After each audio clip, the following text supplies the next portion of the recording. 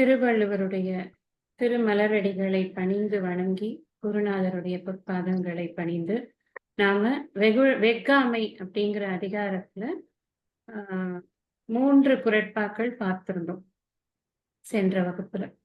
வெக்காமை அப்படிங்கிற சொல்லுக்கு பொருள் என்ன அப்படின்னு பார்த்தோம். முதல் 3 குறட்பாக்கள்ல வெக்காமையை விளக்கினார். யார் இந்த வெக்காமையை கடைபிடிப்பார்கள் அப்படின்னு சொன்னார். இந்த 2 விஷயங்களை பார்த்தோம். இன்னைக்கு 174வது குறட்பாவில இருந்து நாம படிக்கணும். முதல்ல என்ன சொன்னார் அப்படின்னா, நடுவையின்றி நன்பொருள் வெக்கின் குடிபொன்றி குற்றமும் ஆங்கே தரும். வெக்காமையினுடைய ஒரு நிலை என்ன, அதாவது வெக்குதல் அப்படிங்கிறதனுடைய நிலை என்ன அப்படிங்கிறத சொன்னார். ஏன் நாம அடுத்தவனுடைய பொருளுக்காக ஆசைப்படக்கூடாது, அதுதான் ஃபர்ஸ்ட் நம்ம தெரிஞ்சுக்கணும். வெக்காமை அப்படின்னு தலைப்பை போட்டாச்சு. நீ இதை பண்ணக்கூடாது, அது பண்ணக்கூடாது அப்படிங்கிற ஒரு பண்பை நீ கடைபிடிக்க வேண்டும் அப்படின்னா அந்த பண்ணினா என்ன ஆகும் அப்படின்னு தெரியணும் இல்லையா? அதனால முதல்ல என்ன சொன்னார்னா, உன்னோட குடி அழிந்து விடும், அதுபோக உனக்கு பழியும் சேரும், குற்றம் ஏற்படும், அதனால் உன்னுடைய சந்ததியே கெட்டு போகும், அதனால் நீ பண்ணாத. நீ பண்ணக்கூடிய அந்த வெகுதல்ங்கிற செயல் இருக்கு இல்லையா, அது என்னது தெரியுமா? நேர்மையற்ற செயல். இத்தனை விஷயத்த முதல் குறள்ல நம்ம பார்த்தோம். நடுவு இன்றி, அந்த இடத்துல நடுவு அப்படிங்கிறதுக்கு நேர்மை அப்படின்ற பொருள் பார்த்தோம். நேராக சிந்தித்து என்னுடைய தேவைக்கேற்ற பொருளை நான் சம்பாதித்து அதற்கேற்ற ஒரு வாழ்க்கையை கடைபிடிப்பதுதான் நேர்மை. இன்னொருத்தர் எப்படி இருக்கிறாங்க, அவங்களுடைய லைஃப் ஸ்டைல் எப்படி இருக்கு, அந்த லைஃபை நாம நம்மளுடைய லைஃப்ல கொண்டு வர முடியுமா, அந்த வசதிகளை நாம் நம்முடைய வாழ்க்கையில் கொண்டு வர முடியுமான்னு பார்க்கிறது நேர்மையற்ற செயல். இதுதான் நேர்மைக்கும் நேர்மை அற்றதற்குமான ஒரு விளக்கமாக நம்ம சென்ற வகுப்புல பார்த்தோம். நம்ம நேர்மை அப்படின்னாலே நமக்கு ஒரு இது வரும், பிக்சர் வரும். என்ன அப்படின்னா, ரொம்ப ரிஜிட்டா இருக்கிறவரு, எதுலையும் விட்டு கொடுக்காத ஒரு ஒரு பண்பாளர் அப்படின்னு. அதெல்லாம் இருந்தாலுமே கூட எதுல ரிஜிடா இருக்கிறது?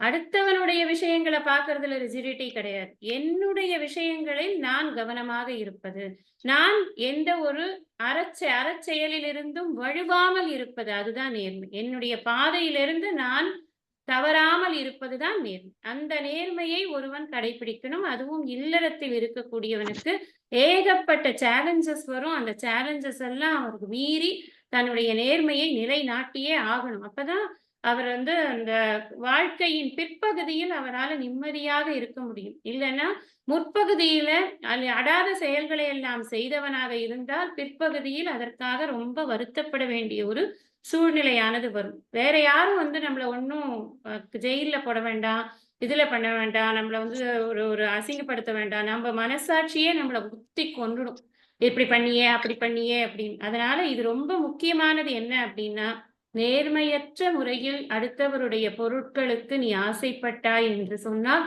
உன்னுடைய குடியானது போய்விடும். ரொம்ப முக்கியமப்பா அப்படின்னு ஃபர்ஸ்ட் அதை சொல்லிட்டார்.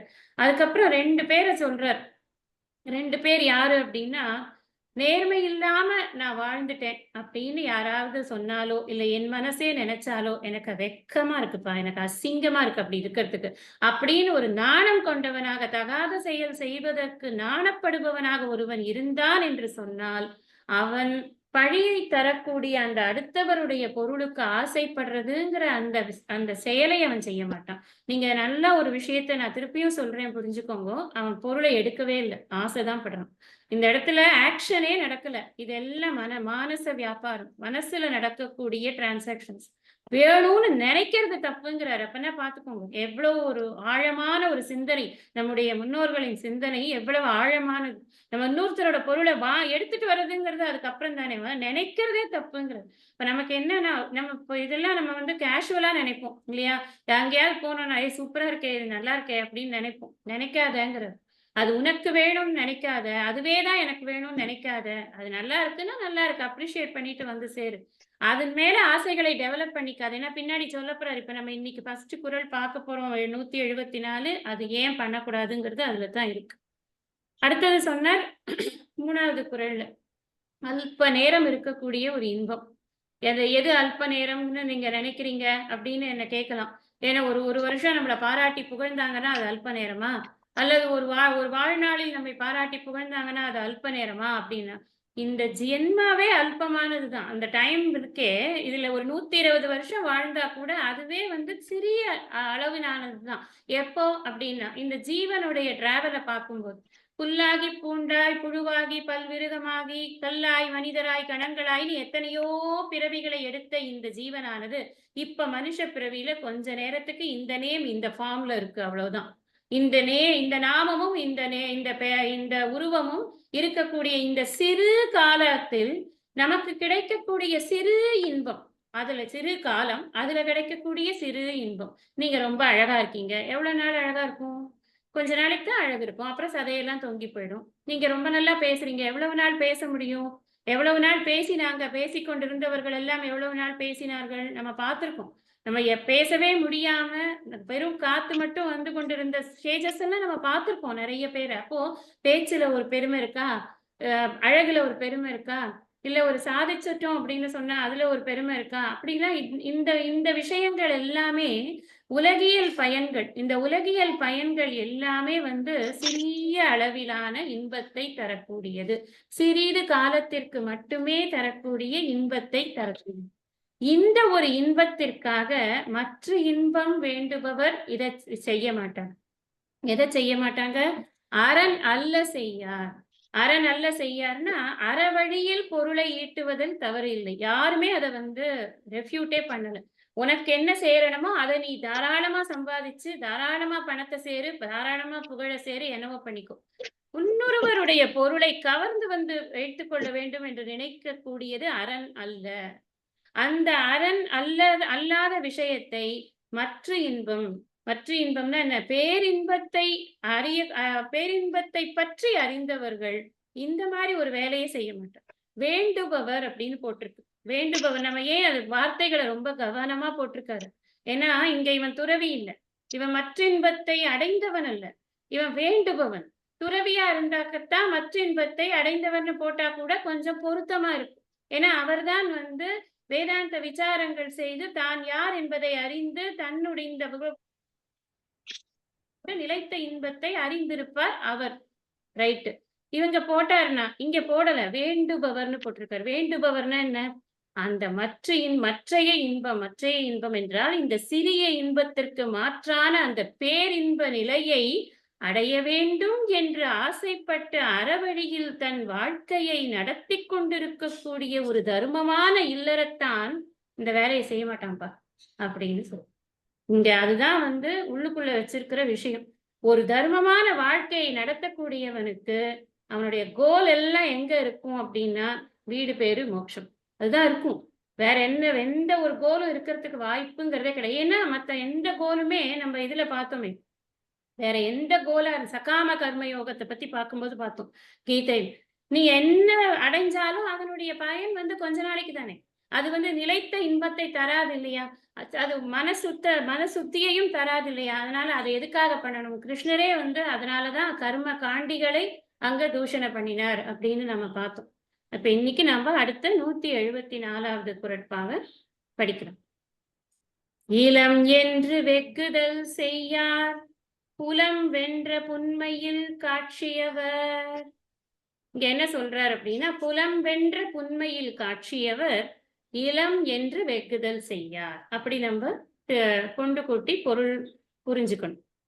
புலம் வென்ற புன்மையில் காட்சியவர். புலம் வென்ற அப்படின்னா 5 புலன்களை 5 புலன்கள் எது? மெய், வாய், கண், மூக்கு, செவி. இந்த 5 புலன்களை வென்ற அப்படின்னா புலம் வென்றனா இந்த இடத்துல வென்றனா வென்று விட்டன்னு அர்த்தம் இல்லை. வெல்லக்கூடிய முறையில் பயணித்துக் கொண்டிருக்கக்கூடிய நெறிப்படுத்தி வெற்றி பெற்ற அப்படின்னு புரிஞ்சுக்கணும். நெறிப்படுத்துறதுலதான் வெற்றி பெற முடியும். நல்லா நம்ம இந்த இடத்துல நாம வந்து ஒரு துறவிக்கு தான் முழுமையாக புலன்களை வென்றார் அப்படிங்கறத பத்தி பேச முடியும். இல்லறத்தில் இருக்கக்கூடியவன் முழுமையாக புலன்களை வென்றான் அப்படின்னு சொன்னா அவன் புலன்கள் வந்து புலன்களை வென்றவன் எதிலும் ஈடுபடாத இச்சை இல்லாத ஒரு நிலையில் இருப்பான். அப்ப அவன் குடும்பத்தோட எப்படி வாழறது? எல்லாருக்காகவும் அவன் பல விஷயங்களை செய்ய வேண்டியிருக்கும். அவனுடைய ஆசைகள் எப்படி இருந்தாலும் சரி குடும்பத்திற்காக அவன் சில விஷயங்களை செய்யணும். எப்படி ஹேண்டில் பண்ணணும் தெரிந்து கொண்ட அப்படின்னு புரிஞ்சுக்கணும். நெறிப்படுத்துவதில் வெற்றி பெற்ற. அடக்கிறதுங்கிறது இல்லை இங்க. கண்ண பார்க்கவே மாட்டேன். காது கேட்கவே கேட்காது. அப்படி கிடையாது. அடக்குவது என்பது இங்கு சொல்லப்படவில்லை. இங்க என்ன சொல்லப்பட்டிருக்கு அப்படின்னு சொன்னா, இங்க அதை நெறிப்படுத்துவதை பற்றி பேசப்படுகிறது.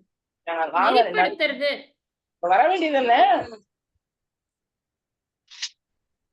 டோல்கேட்ல தான் எனக்கு வசதியா இருக்கு. நான் டோல்கேட்ல இருந்துக்கிறேங்கிற மாதிரி எங்க போனாலும் கொஞ்சம் அவங்க கூப்பிட்டு போயிடுறாங்க. மியூட் பண்ண சொல்லு. யாருன்னு கண்டுபிடிக்க ட்ரை பண்றேன். தெரியுமா? பேபி சேகர் சுப்புலட்சுமி 2 பேர் அன்மியூட் பண்ணிருக்கா.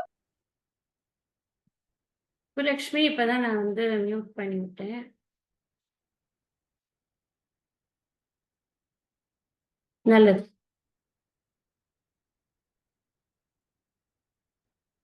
இப்ப நம்ம என்ன பேசிக்கொண்டிருந்தோம் அப்படின்னா, புலன்களை நெறிப்படுத்துறது அப்படிங்கிறது. அதை வென்ற அப்படிங்கிறது கிடையாது. நான் இதை பார்க்கவே பார்க்காது என் கண்ணு, கேட்கவே கேட்காது என் காது, அப்படி கிடையாது. என் காது, என் கண்ணு, என் மூக்கு, என் நாக்கு, என் தோல் எல்லாம் நான் சொல்றதை கேட்கும். அதான் விஷயம். நெறிப்படுத்துறது அப்படின்னா என்னுடைய கட்டுப்பாட்டில் அவற்றை வைத்துக் கொள்வது. நான் எதை எதை அனுபவிக்கணும்னு விரும்புறேனோ அதைத்தான் அனுபவிப்பேன். மற்ற எல்லா விஷயங்களிலும் நான் பாராமுகமாகத்தான் இருப்பேன்.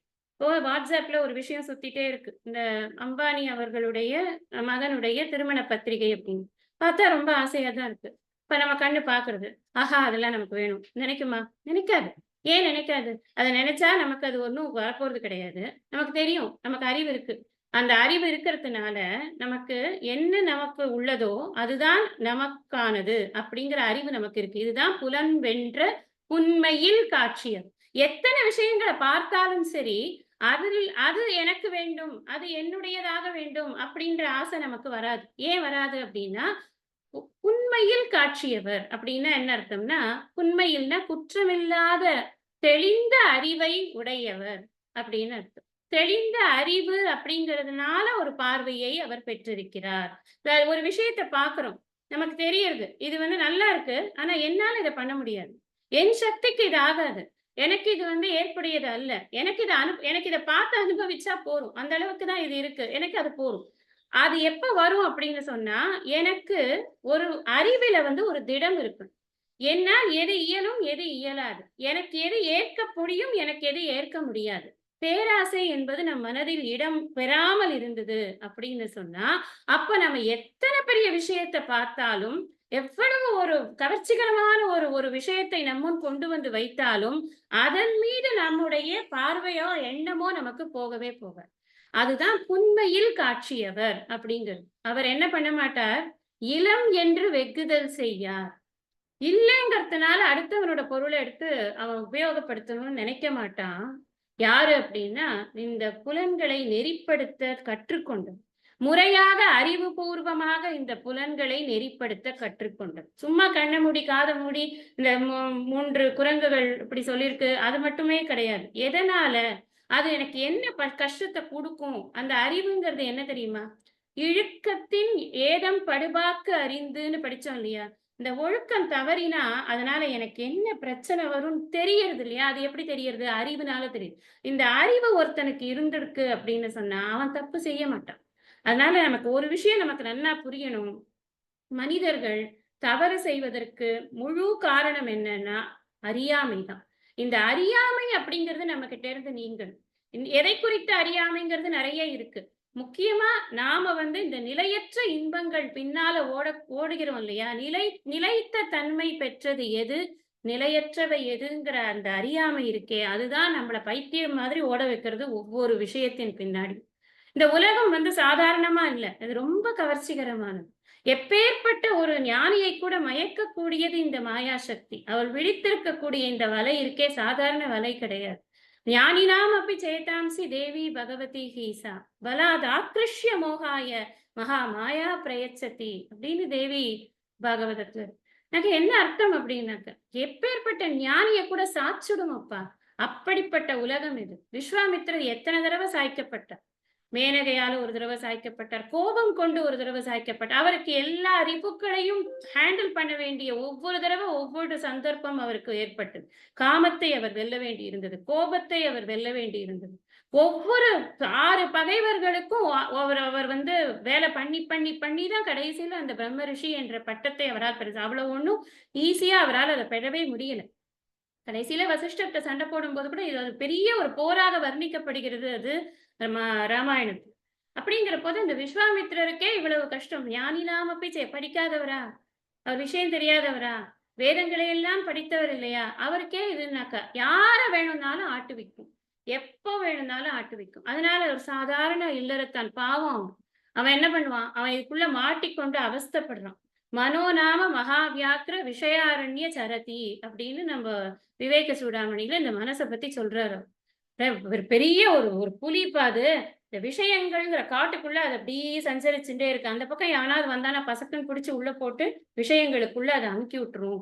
அதனால ஜாகிரதை, அந்த சைடு போகாதீங்க. யாரெல்லாம் முமுட்சுவோ அவங்க எல்லாம் போகாதீங்க, யாரெல்லாம் சாதுக்களோ அவர்கள்லாம் போகக்கூடாது அப்படின்னு அந்த ஸ்லோகத்தோட பொருள் இருக்கு.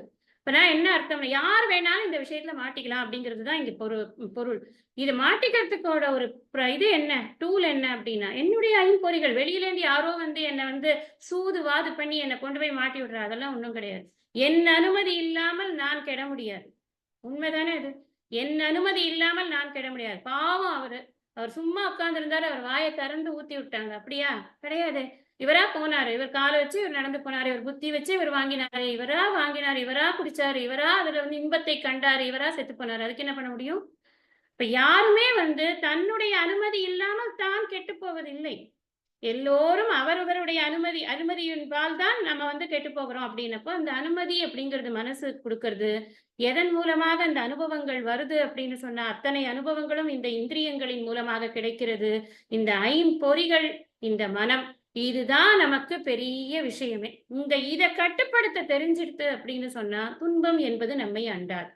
எத்தனை பெரிய விஷயமா இருந்தாலும் சரி, எவ்வளவு பேர் ஆசை நிறைந்த மக்களுக்கு நடுவில் நம்ம உட்கார்ந்து இருந்தா கூட சரி, நாம பாட்டுக்கு அதை உட்கார்ந்து வேடிக்கை பார்க்கலாம், தாராளமா பார்க்கலாம், தப்பே கிடையாது. ஒரு ஆபீஸ்ல இருப்போம்னு வச்சுக்கோங்களேன், லஞ்ச் ஹவர்ல என்னென்னமோ டிஸ்பிளேஸ்லாம் வரும். ஒரு சாரி ஒருத்தர் கொண்டு வருவாரு, ஒருத்தர் ஜுவல்ஸ் கொண்டு வருவாரு.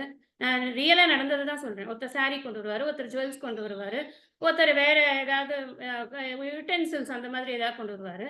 நமக்கு வேணும் வேண்டாம்னு யார் டிசைட் பண்ணணும்? எந்த டேபிள்ல என்ன வந்திருக்குன்னு ஏந்து போய் இப்படி சுத்தி வந்து பார்த்து ஷாப்பிங் பண்ணிட்டு உட்காந்துருக்கணும்னா பண்ணலாம். இல்ல எனக்கு வேலை இருக்கு, எனக்கு வேலை முக்கியம், அந்த வேலையை பண்ணிட்டு நான் சாயந்தரம் ஆனா வீட்டுக்கு போகணும்னா போகலாம். யார் இதை டிசைட் பண்றது? நம்ம தான் டிசைட் பண்றோம். நம்மளோட எல்லாருக்கும் கண்ணு இருக்கு. அவங்க யாரெல்லாம் வியாபாரிகளோட இது பண்ணிட்டு இருக்காங்களோ அவங்களுக்கு எல்லாமும் கண்ணு இருக்கு, எனக்கும் கண்ணு இருக்கு, எனக்கும் காது இருக்கு, எனக்கும் மூக்கு, எல்லாரும் இருக்கு. எப்படி கையாள்கிறோம்? இல்லறத்தானுக்கு ஏன் சொல்லப்பட்டிருக்கிறது என்றால் அவனுக்குத்தான் சேலஞ்ச் ஜாஸ்தி. இந்த நெறிப்படுத்துதல்ங்கிறது அவனுக்கு தான். இந்த அடக்குதல் அப்படிங்கிறது துறவற நிலைக்கு போகும் பொழுது அடக்கணும் அப்படின்னு எல்லாம் சொல்லி நம்ம அப்பதான் சமம், தமம், உபரமா, திதிக்ஷா, சமாதானம், ஸ்ரத்தா அப்படின்னு ஏகப்பட்ட கண்டிஷன்ஸ் எல்லாம் போடுவோம். நீ வந்து மெய்யறிவை பெறுவதற்கு இதையெல்லாம் நீ செய்ய வேண்டும் அப்படின்னு ஒரு கண்டிஷன் லிஸ்ட் வச்சிருப்போம். இல்லறத்தானுக்கு அதை சொல்ல முடியாது. அதை சொல்ல முடியாதுன்னா அதை வலியுறுத்த முடியாது. சொல்லலாம், ஆனா வலியுறுத்த முடியாது. அப்ப வலியுறுத்த முடியாதுன்னா அவன் அதை நெறிப்படுத்த வேண்டும். அதை அவன் தன் சொற்படி நடப்பதற்கு பழக்க வேண்டும். அதனால இந்த ஐம்புலன்களை அவனுக்கு நெறிப்படுத்த முடிகிறது அப்படின்னா அவன்தான் வந்து புன்மையில் காட்சியவராக இருப்பான், சரியான பார்வை கொண்டிருப்பான். இந்த புன்மையில் காட்சியவருக்கும் நடுவையின்றி நன்பொருள் வெக்கின் அப்படின்ற அந்த இடத்துல நடுவுங்கிற நேர்மைக்கும் ஒரே அர்த்தம்தான். உண்மையில் காட்சியவர்னா என்ன? குற்றமில்லாத அறிவை பெற்றவர், நேர்மையான அறிவை பெற்றவர், தனக்கு தேவையானதை மட்டும் பார்க்கக்கூடிய அறிவை பெற்றவர். ரொம்ப முக்கியம் இல்லையா அது? உலகம் எத்தனையோ காட்டுறது, எல்லாத்தையும் பார்த்து கொண்டு இருந்தேன்னா ஒரு எக்ஸாம்பிள் வச்சுக்கோங்களேன். நம்ம மனசுல வந்து ஒரு நிமிஷத்துக்கு 10,000 எண்ணங்கள் வருது அப்படின்னு, எத்தனையோ லட்சமான எண்ணங்கள் கூட இருக்கலாம். நான் சும்மா ஒரு வார்த்தைக்கு சொல்றேன். எத்தனையோ எண்ணங்கள் வரும். எல்லா எண்ணத்தையும் நான் இப்ப பேசிடுறேன் அப்படின்னு நான் பேசினேன்னா யாராவது கேட்பாளா?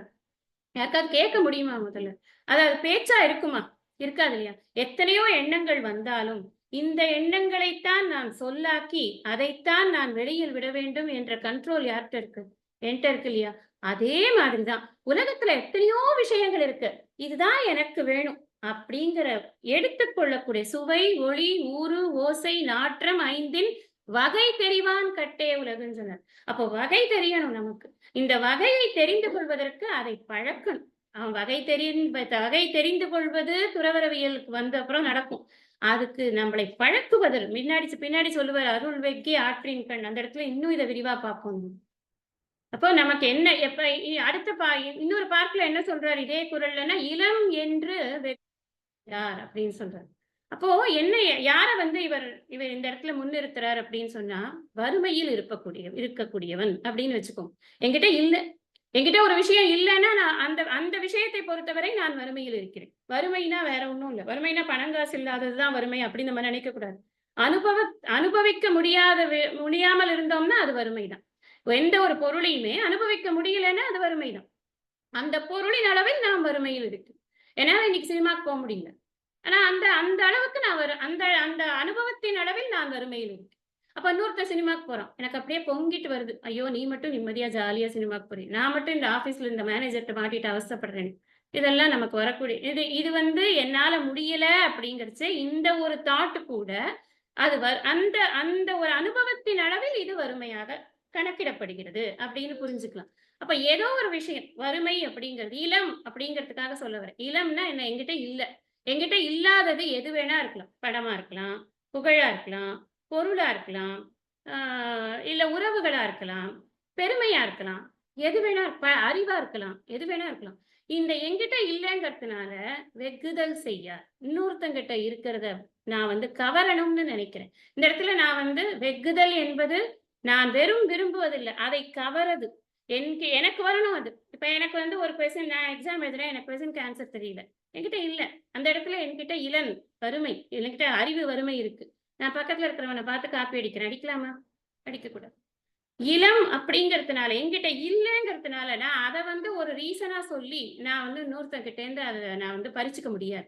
அதுக்கு உனக்கு வந்து ரைட்ஸ் கிடையாது. யார் பண்ண மாட்டாங்க அப்படின்னு இவர் ரைட்ஸ் கிடையாதுங்கிறத கூட சொல்ல மாட்டாரு. யார் பண்ண மாட்டாங்கங்கிறத காமிப்பாரு. அப்ப நாம தான் புத்திசாலித்தனமா என்ன பண்ணணும்னா, ஓ நாம அப்படி இருக்கணும் அப்படின்னு புரிஞ்சுக்கணும். நம்ம எப்படி வந்து கிருஷ்ணர் சொன்னார், பண்டிதக நான் அனுஷோச்சந்தி. பண்டிதன் அப்படி இருக்க மாட்டான்ப்பா. அப்பதான் அவனுக்கு சொரணம் வரும். நான் பண்டிதனா இல்லையா அப்படின்னு அவன் யோசிப்பான். அப்புறம் பண்டிதன்னா யாருன்னு யோசிப்பான். அப்புறமா தான் இந்த விஷயத்துக்குள்ள போவோம். அந்த மாதிரி இவரும் என்ன சொல்றாருன்னா, புலம்பென்ற புன்மையில் காட்சியவர் இளம் என்று வெகுதல் செய்யார். ஐம்புலத்தை வென்றவர்கள் வாடும் காலத்தில் கூட, இப்ப வறுமையில் வாடும் காலத்தில் கூட பிறருடைய பொருளுக்காக அவர்கள் அதை கவர வேண்டும் என்று எண்ண மாட்டார்கள். இன்னொரு இடத்துல சொல்லுவார், திருவள்ளுவரே சொல்லுவார், ஈன்றாள் பசி காண்பான் ஆயினும் வேண்டற்க செய்யற்க சான்றோர் பழித்த செயல் அப்படின்னு ஒரு குறள் இருக்கு. ஈன்றாள் பசி காண்பான். எங்க அம்மாக்கு பசியா இருக்கு, அவன் வந்து அப்படியே படுத்து கொண்டிருக்கிறா, சாப்பாடு இல்ல, எப்படியாவது நான் வந்து உனக்கு சாப்பாடை கொண்டு வந்துடுறேன் அப்படின்னு போய் ஒரு 4 பேரை அடிச்சு கிடிச்சு பறிச்சு சாப்பாட்டை கொண்டு வந்து கொடுத்துடலாமான்னா கொடுக்க கூடாதுங்கிற. அப்படி கொடுக்க கூடாது. இது எங்க சொல்லியிருக்காரு தெரியுமா? இது அமைச்சுல சொல்லியிருக்காரு. இன்னைக்கு ஒரு அமைச்சருக்கு கூட இந்த குறள் எனக்கு தெரியுமானே தெரியாது. தெரிஞ்சிருந்தா இன்னைக்கு அமைச்சு அப்படிங்கிறது இப்படி இருந்திருக்காது. இருந்தாலும் பரவாயில்ல. நாம வந்து அதை கமெண்ட் பண்றதுக்காக இங்க வந்து வகுப்பு நடத்தல. நமக்கு வந்து திருவள்ளுவர் என்ன சொல்லியிருக்காரு அதுதான் நமக்கு வேணும். அமைச்சுல ஏன் சொல்லியிருக்காருன்னா, அங்க வந்து பொது நலத்துக்காக இதை செஞ்சேன் அப்படின்னு சொல்லலாம்ல. அதெல்லாம் கூட சொல்ல முடியாது. பணி உன்னோட அம்மாக்காக கூட நீ வந்து சான்றோர் பழித்த செயல். சான்றோர் பழித்த செயல் என்ன? திருடு, சூது, வாது, பொய், வஞ்சனை இதெல்லாம் தான் சான்றோர் பழித்த செயல். இதெல்லாம் நீ பண்ணவே முடியாது. நேர்மையாகத்தான் நீ இருந்தாக வேண்டும், எப்பேற்பட்ட சூழ்நிலை வந்தாலும் அப்படிங்கிறது அங்க இருக்கு. அப்படிங்கிறதுனால இங்க கிட்டத்தட்ட அதுவும் அங்க அதாவது நம்ம பொருளியல்ல பாக்குற விஷயம் பொதுவாக இருக்கும் பொழுது கூட நீ அந்த மாதிரி பண்ணக்கூடாதுன்னா, இங்க தனிப்பட்ட முறையில் கூட உன்னுடைய வறுமைக்காக இன்னொருவனுடைய பொருளை கவர வேண்டும் என்ற எண்ணத்தை கொண்டிருக்காதே அப்படிங்கிறார். இங்க இன்னும் கொஞ்சம் சுவாமிஜி வந்து அதை நம்மளுக்கு விரிவுபடுத்துறார். என்னன்னா வறுமைங்கிறது என்ன வறுமை என்பதை எப்படி நீ வந்து டிஃபைன் பண்ற அப்படின்னு சுவாமிஜி அழகா சொல்லுவார். வறுமை என்பது மனதில் தான் இருக்கிறது. இப்ப எனக்கு வந்து அனுபவிக்க முடியல, அதுதான் வறுமை. மனம் எப்பொழுது அனுபவிக்க முடியாத நிலையில் இருக்கிறதோ அப்பொழுது நான் வறுமையில் இருக்கிறேன். பணங்காசெல்லாம் இருந்தா போருமா? எனக்கு பாதாம் அல்வா சாப்பிடணும்னு ஆசையா இருக்கு. பாதாம் இருக்கு, அல்வா பண்றதுக்கு ஆள் இருக்கு, என்னால சாப்பிட முடியாது. நான் பெட் ரிடனா இருக்கேன். என்ன பிரயோஜனம்? அந்த அளவில், அந்த அனுபவத்தின் அளவில் நான் வறுமையில் இருக்கிறேன். என் மனம்தான் நான் வளமையாக இருக்கிறேனா வறுமையாக இருக்கிறேனா என்பதை தீர்மானிக்கிறது. என்னுடைய புறச்சூழ்நிலை நான் வளமையாக இருக்கிறேனா வறுமையாக இருக்கிறேனா என்பதை தீர்மானிப்பதே கிடையாது. புறச்சூழ்நிலை எப்படி வேணாலும் இருக்கலாம். நாம வந்து ஒரு பெரிய பேலஸ்ல கூட வாழ்ந்து கொண்டிருக்கலாம். ஆனா நமக்கு யாருமே அன்பு செலுத்தல, நமக்கு யாருமே வந்து கூட பேசுறதுக்கு இல்ல. அப்ப நம்ம மனசு எப்படி இருக்கும்? ரொம்ப வேதனையாக இருக்கும். அதே ஒரு குடிசையில இருப்பான். அவன் பாட்டுக்கு ஜாலியா கால் நீட்டி, கைய நீட்டி எல்லார்ட்டயும் ஜாலியா பேசிக்கிட்டு, சிரிச்சுக்கிட்டு, ஜாலியா சந்தோஷமா இருக்கான். அவன் பார்த்தானா, இங்கேருந்து இங்க பார்த்தாக்க, அவன போல ஒரு வாழ்க்கை வந்தா தேவலா நமக்கு? இவ்வளவு பணம் காசு வச்சுட்டு என்ன பண்றது? அப்படின்னு அந்தந்த அனுபவம் நமக்கு கிடைக்கலையோ, அந்தந்த அனுபவத்தில் நாம் வறுமையில் தான் இருக்கிறோம். அந்த அனுபவம் கிடைக்கலங்கிறத எனக்கு சொல்றது எதுன்னா, இந்த மனசு தான் அனுபவிக்கிறது இல்லையா? விஷயங்களோடு கூட சம்பந்தப்பட்டு இந்த மனசு அனுபவிக்கிறதே, அப்ப எங்க இருக்கு வறுமைன்னா மனசுல இருக்கு. போதும் என்ற மனமே பொன் செய்யும் மருந்து. தெரியும். இதெல்லாம் நமக்கு ஒண்ணும் தெரியாத விஷயத்தெல்லாம் நான் புதுசா சொன்னது. செல்வம் என்பது சிந்தையில் நிறைவு அப்படின்னு சொன்னார் குமரகுருபர். இப்போ நமக்கு என்ன வேணும் அப்படின்னு சொன்னா, இங்க இளம் அப்படிங்கிறத டிஃபைன் பண்றார். எதுக்காக சுவாமிஜி இத சொல்றாருன்னா, இளம்ங்கிறது என்ன? உன்கிட்ட இப்போ இத அனுபவிக்க முடியலங்கிறதுனால ஒரு தப்பு பண்ணிடாத. அது தப்பு. உன்னுடைய மனம் இல்லாத புறத்தில் உனக்கு பொருட்கள் இல்லாத சூழ்நிலையில் கூட அகத்தில் இன்பமாக இருப்பதற்கு நீ கற்றுக்கொள். எப்ப கற்றுக்க முடியும்? உன் புலம் வென்றால்தான் அதை நீ கற்றுக்கொள்ள முடியும். இந்த விஷயங்களினால் வரக்கூடிய சுகம்தான் சுகம்னு நினைக்காத. அது வந்து சிற்றின்பம். முன்னாடி சொன்னார் இல்லையா? சிற்றின்பம் வெக்கி அறநல்ல செய்யாரு. அது சிறிய காலத்திற்கு இருக்கக்கூடிய இன்பம். அது வந்து நிலைத்த இன்பம் அல்ல. அப்ப அதை நீ புரிந்து கொள். புலன்களினால் வரக்கூடிய இன்பத்திற்காக ஆசைப்பட்டு உனக்கு ஒரு விஷயம் இல்லாத சமயத்தில் அது வேண்டும் என்று மற்றவருடைய விஷயத்தை கவர்ந்து கொண்டு வராதே. உண்மையில் காட்சி அப்படிங்கிறதுக்கு இன்னொரு கொஞ்சம் ரிஃபைண்டா இன்னொரு அர்த்தம் சொல்றார். என்ன அப்படின்னா, ஒரு பொருளை யதார்த்தமா பாரு. உள்ளது உள்ளபடி பார்க்க வேண்டும். உண்மையில் காட்சி அப்படின்னு சொன்னா, சந்தேக விபரீத பாவனைகள் இல்லாத ஒரு அறிவு, ஒரு காட்சி அப்படின்னு அர்த்தம். அதாவது விபரீதம்னா என்ன அர்த்தம்னா, அதுக்கு உள்ள மதிப்பை தாண்டி எக்ஸ்ட்ராவா மதிப்பு கொடுத்து நாம் அதை புரிஞ்சுக்கணும். அது உள்ளது உள்ளபடி பார்த்து விட்டோம் அப்படின்னா நம்முடைய உணர்ச்சிகளை அதுல ஏற்ற மாட்டோம். அது எவ்வளவு பெரிய விஷயமா இருந்தாலும் சரி. இப்ப நமக்கு கவனத்திற்கே வராத இப்ப ஹவாய் தீவுல ஒரு பங்களா அப்படின்னு சொன்னா, நம்ம யாருக்காவது தெரியுமான்னு பார்த்தோமா? இல்ல அது நம்ம இப்ப கொஞ்ச நாள் கழிச்சு அந்த பங்களா தான் உண்டு தெரியுமா அப்படின்னா, அப்ப நமக்கு வரும் ஒரு ஐடென்டிட்டி வரும். ஆஹா, அந்த பங்களா நல்லா இருக்கா? எவ்வளவு ஒரு ரூம்ஸ் இருக்கும்? எவ்வளவு இது இருக்கும்? என்ன பால்கனி இருக்குமா? சீ ஃபேசிங்கா? இப்படி எல்லாம் ஊர்பட்ட கேள்வி கேட்போம். நமக்கு தெரியவே தெரியாது. உள்ளது உள்ளபடி அதை அது ஒரு பொருள் அப்படின்னு பார்த்துட்டா பிரச்சனை கிடையாது. அதோட நான் ஐடென்டிஃபை பண்ணிக்கிறேன் இல்லையா? என்னோடது, நான், எனது இதெல்லாம் போடும் பொழுதுதான் அது உண்மையுள்ள காட்சியாயிடும். உண்மையில் காட்சி அப்படின்னு சொன்னா அதனுடைய யதார்த்தமான ஒரு மதிப்பை மட்டும் போட்டு ஒவ்வொரு பொருளையும் அந்த அளவுக்கு மாத்திரம் மதிக்கக்கூடிய அளவுக்கு நாம வந்து அதை பார்க்கணும். அப்படி அதை எதுக்கு அதை சொல்றாரு அப்படின்னு சொன்னா, அதுல நாம நம்மளுடைய விருப்பு வெறுப்பை ஏற்றிட்டோம்னு சொன்னோம்னா என்ன ஆகுது? அது நமக்கு அனுபவத்திற்கு வேணும்ன்ற ஆசை வருது. கரெக்டா? இது எனக்கு ரொம்ப பிடிச்சிருக்கு, ரொம்ப சூப்பரா இருக்கு, இது எனக்கு வேணும். இதே நான் வந்து ஓ அப்படியா, சரி சந்தோஷம். இப்ப நீங்க பெரியவங்க கிட்ட எல்லாம் ஏதாவது தட்டு நிறைய பழம் கிழமெல்லாம் கொண்டு கொடுத்தீங்கன்னு வச்சுக்கோங்களேன், சுவாமிஜிட்டே கொடுத்தா கூட அப்படி தொட்டுட்டு பேசாம இருப்பார். அதுல ரொம்ப நல்லா இருக்கே, இது எனக்கு வேணும், எடுத்துக்கவே மாட்டேன். யாருமே செய்ய மாட்டேன். ஏன்? ஏன்னா அதை தொடுவது மட்டும்தான் அவர்களுடைய அது இருக்கு, நல்லது, பிளஸ் பண்றேன், அவ்வளவுதான். இதுதான் உண்மையில் காட்சி. அந்த பொருள் இருக்கு, அந்த பொருள் எனக்கு வேணும் அப்படிங்கிற எண்ணம் எப்ப வருதுன்னா, நான் அதோட ஐடென்டிஃபை பண்ணிக்கிறேன். இந்த ஐடென்டிஃபிகேஷனை நிப்பாட்டுப்பா அப்படிங்கிறது பாருங்க, நமக்கு எல்லாமே கனெக்டடா தான் இருக்கும். நம்ம வந்து கீதா ஸ்டூடெண்ட்ஸா இருக்கிறதுனால, நம்ம நிறைய பேர் நீங்க வள்ளுவர் படிக்கிற நிறைய பேர் கீதா ஸ்டூடெண்ட்ஸா இருக்கிறதுனால, நமக்கு வந்து ரெண்டையும் கனெக்ட் பண்ணி பார்த்துக்கிறது, அந்த விஷயங்கள் வந்து ஈஸியா புரியறதுக்கு ரொம்ப சௌரியமா இருக்கும்.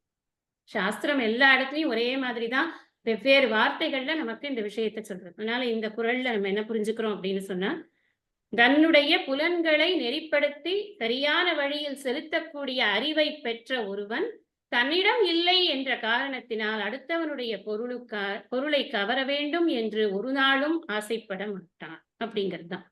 175 பக்கம். அக்கி அகன்ற அறிவு என்னா யார் மாட்டும் வெக்கி வெறிய செய்யின். எப்படி கொண்டு கூட்டி பொருள் சொல்லணும்னா, வெக்கி யார் மாட்டும் வெறிய செய்யின் அக்கி அகன்ற அறிவு என்னாம் கேள்வி. நிறைய அறிவு இருக்கு, என்ன பிரயோஜனம் அப்படின்னு கேட்கிற. வெக்கி அப்படின்னா மற்றவருடைய பொருளை கவருவதற்கு விரும்பி யார் மாட்டும் எவரிடத்திலும் வெறிய செய்யும் அறிவுக்கு பொருந்தாத வெறியன தீய செயல்கள், அறிவுடைமைக்கு பொருந்தாத செயல்கள், தீய செயல்களை செய்வார்களானால் அக்கி அகன்ற அறிவு என்னாம். அக்கினா நுட்பமான, கூரான, நுண்மையான அப்படின்னு. அகன்ற அப்படின்னா நிறைய நூல்களை, பலவிதமான நூல்களை கற்று ஆராய்ந்த ஒரு அறிவு. அந்த அறிவுடைமையானது என்ன பயனை தரும்? அதான் கேள்வி. இங்க வெக்கி யார் மாட்டும் வெறிய செய்யின் அப்படின்னு சொல்ற. யார் மாட்டும் அப்படின்னு சொன்னா ஏழையோ பணக்காரனோ படிச்சவனோ படிக்காதவனோ யாரா இருந்தாலும் அவருடைய பொருளை கவருவது என்பது தீய செயல் அப்படிங்கிறத புரிஞ்சுக்கணும். இப்ப வறுமையில இருக்கிறவன்ட்ட புடுங்க கூடாது. அவன் தான் காசு வச்சிருக்கான், நிறைய வச்சிருக்கான், நான் ஒண்ணு எடுத்தா என்ன தப்பா அப்படின்னு நினைச்சு எடுத்துடலாமான்னு எடுக்கக்கூடாது. பணக்காரன்ட்டையும் எடுக்க முடியாது. படிக்காதவனை ஏமாத்தக்கூடாது. ரைட்டு, அது எல்லாரும் ஒத்துக்கொண்டதுதான். இவன் படிச்சவன் புத்திசாலி, இவன் இது இல்லைன்னா இன்னொன்னு வாங்கிக்க போறான், இவன்கிட்ட எடுத்தா என்ன, இது ஒரு எண்ணம். ஏன்னா இது ஏன் போடணும், அவர் யார் மாட்டுங்கிறத எதுக்கு போடணும், இப்படி எல்லாம் தாட்ஸ் வரும் அப்படிங்கிறதுனாலதான் நம்ம ஒருத்தர்கிட்ட எடுக்கலாம் ஒருத்தர்கிட்ட எடுக்கக்கூடாது நாம டிசைட் பண்றது கிடையாது. அப்படின்னா நம்ம எதுக்கு படிச்சிருக்கணும் அப்படின்னு கேட்கறது. இப்போ இந்த மாதிரி ஒருத்தர்கிட்டேந்து ஒன்ன வாங்கணும், ஒன்ன பிடுங்கணும்னு நினைக்கிறான் இல்லையா, அவனுடைய மனசுல கொஞ்சம் கூட ஒரு ஈரத்தன்மை என்பதே இருக்காது.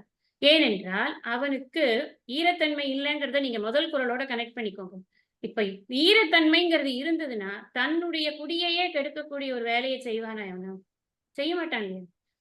இதோட மிகப்பெரிய ஒரு தோஷமாக என்ன சொல்லியிருக்கு, குற்றமாக என்ன சொல்லியிருக்கு, உன்னுடைய குடி போன்றி குற்றமும் ஆங்கே வரும் அப்படின்னு சொல்லியிருக்கு. இவன் அறிவு இல்லாம நெஞ்சில் தன்னுடைய அடுத்த சந்ததிக்கு நாம் ஒரு தவறு செய்கிறோமே அப்படிங்கிற ஒரு புத்தி இல்லாம, ஒரு பகுத்தறிவு இல்லாமல் இவன் இந்த காரியத்தை செய்கிறான் என்றால் அது அவனை சான்றோர்கள் வெறுக்கக்கூடிய ஒரு செயலாக அது இருக்கும் அப்படின்னு கருத்து.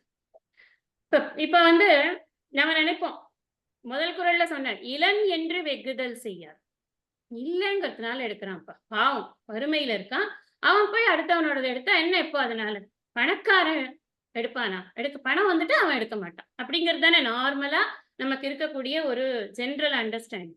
ஆனா நம்ம பாக்குறோம், இப்ப நம்ம எதுக்கு இப்ப பெரிய சூப்பர் மார்க்கெட்லாம் இருக்கு, அங்கெல்லாம் எதுக்கு சிசிடிவி கேமரா எல்லாம் வைக்கிறா? தினமுமா திருடன் எடுத்துட்டு இருக்கான், தினமும் வர்றது கஸ்டமர் தான், திருடன் கிடையாது. திருடன் என்னைக்காவது ஒரு நாள் தான் வருவோம். ஆனா ஃபங்க்ஷன் ஆகுது, தினமும் ஃபங்க்ஷன் ஆயிட்டு இருக்கு அந்த சிசிடிவி. இன்னொன்னு பாத்தீங்கன்னா, நம்ம போய் ஒரு பேக் எடுத்தோம்னாலே நம்ம பின்னாடியே ஒருத்தர் வருவா. அவங்க நம்மளுக்கு ஹெல்ப்பும் பண்ணுவாங்க, அட் த சேம் டைம் நம்மள வாட்சும் பண்ணி கொண்டு இருப்பாங்க. ஏன்னா ஏதாவது ஒண்ணு எடுத்து அப்படியே ஜோபில போட்டுக்கிற ஆட்கள் இருக்கு. அவங்க எல்லாரும் ஏழைகளா? சூப்பர் மார்க்கெட்டுக்குள்ள வரவெல்லாம் ஏழையா?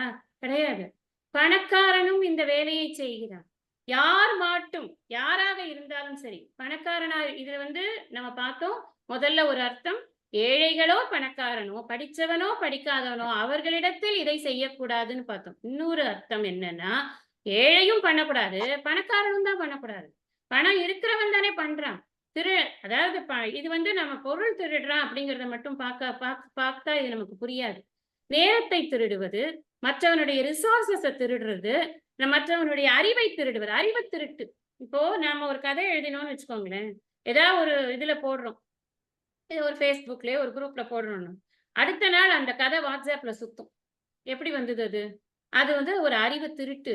அதை எடுத்து கொண்டு போய் காப்பி பண்ணி பேஸ்ட் பண்ணி அதை போய் வேலையெல்லாம் பண்ணி அதை ஊர்ல இருக்கிறவங்க எல்லாருக்கிட்டையும் இது ஏன் கதை எத்தனை பேர் பண்ணிட்டு இருக்காங்க. இப்ப நம்ம ஒரு சினிமா வந்ததுன்னா உடனே அதுக்கு ஒரு இது வருது, ஒரு கோர்ட் ஆர்டர் வருது, ஏன் என் கதை இவங்க திருடிட்டாங்க அப்படி. இதுக்கு பேர் என்ன? இது அறிவு இருக்கிறவன் செய்யற வேலை. இதுதான் கேட்கிறாரு, உனக்கு அறிவு என்னத்துக்கு? உனக்கு அறிவு இருக்கிறவன் செய்யற வேலை. அறிவை திருடுபவன் அறிவுள்ளவனாக இருப்பானா? இந்த அறிவு திருட்டு அப்படிங்கிறது எப்படி வருது? அறிவு இருக்கிற போதே நீ அறிவை திருடுற, அப்ப உனக்கு அது தப்பா இல்லையா? அதைத்தான் அவர் கேட்கிறார். நீ பணங்காசு திருடுறங்கிறது மட்டும் இல்ல, கவர வேண்டும் என்ற எண்ணத்தை கொண்டிருப்ப. நம்ம கவர்றதுனாலே நமக்கு என்ன தோணும்?